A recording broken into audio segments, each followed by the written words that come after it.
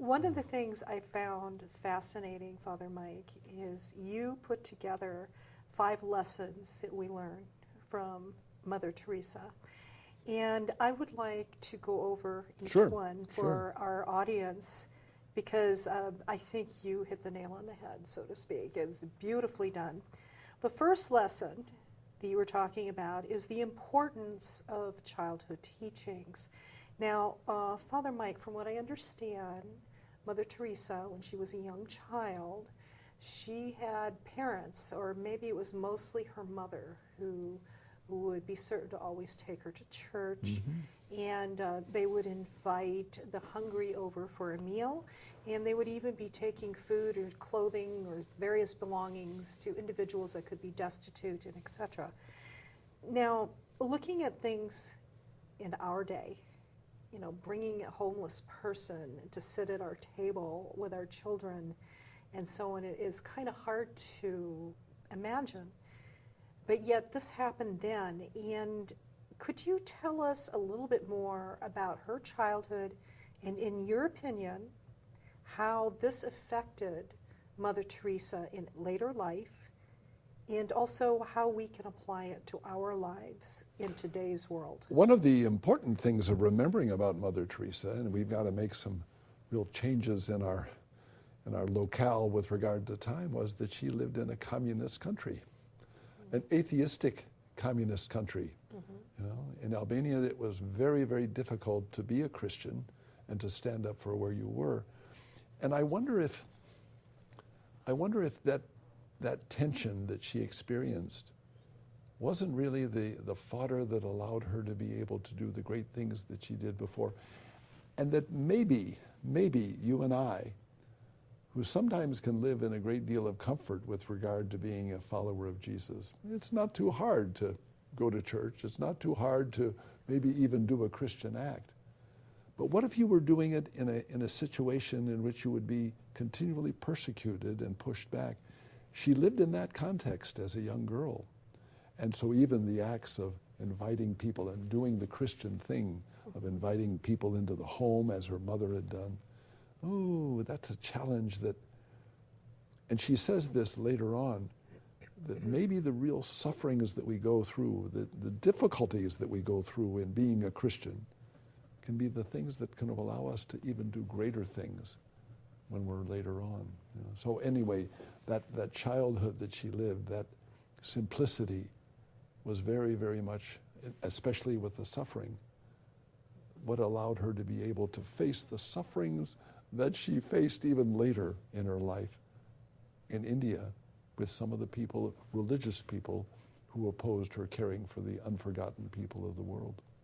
So you feel it was her feeling this tension and the sufferings that had more of a profound effect than seeing her mother and or experience working through. No, it was part of it. It was part of it. I give that as the context. That was the context in which her mother was doing these things, which was really the unacceptable thing in an atheistic, communistic world. You know? Right. The whole push in that, and you and I, the challenge of Christianity, the challenge of Mother is not just looking at her life and saying, oh, what a wonderful thing she did, but what does that mean for you and for me? And you mentioned the fact of the invitation of a homeless person. A very fascinating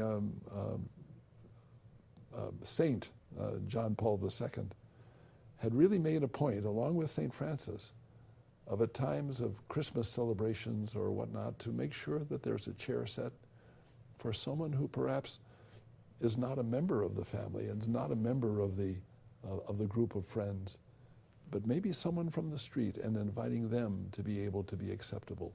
That whole push kind of speaks to us of what it really means to be a Christian.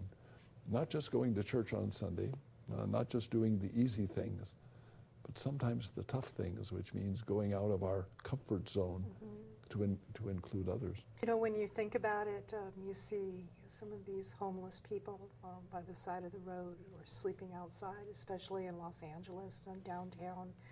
It is heartbreaking. I remember seeing a gentleman who was sitting in a wheelchair in the morning when I was in LA, out on the street. And I cannot imagine or fathom. It really is rampant now, but it seems like people like to close their eyes to this. Opening up your table for a meal, or taking a meal to some of the homeless, Sure.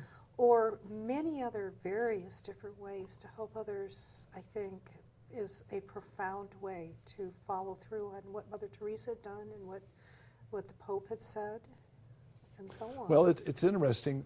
What's the challenge for a young family? Are they willing to be able to kind of move in that direction? Maybe on a Saturday to see if they could go to a place where the homeless are being fed and cared for, and perhaps help in the serving of food. Something simple as that, or looking in your closet and finding the clothes that you have, and maybe let's see what I can do to give up some of those things that I haven't worn for a long time, and give them to St. Vincent de Paul to make sure that it's passed on to the poor. Simple acts, but an attitudinal change that I think Mother challenges us to be aware of some of those people that we might easily disregard with all of our good works. That is so important, especially around Christmas, where all these children are asking, I want this toy, or et cetera, and so on for Christmas. Instead of making it a major part of the gift giving, that if you want these gifts, please go look at some of the things that you have that you don't play with anymore, that is in good shape, and let's take these down to donate. Sure. And then we will discuss to see if Santa Claus decides to visit, or right. Whichever. I think that is more important with the spirit of Christmas, and following through also with what Mother Teresa said. Sure. Yeah, very much so. Yeah. Well, it definitely, those seeds planted in childhood can make a huge much so. difference.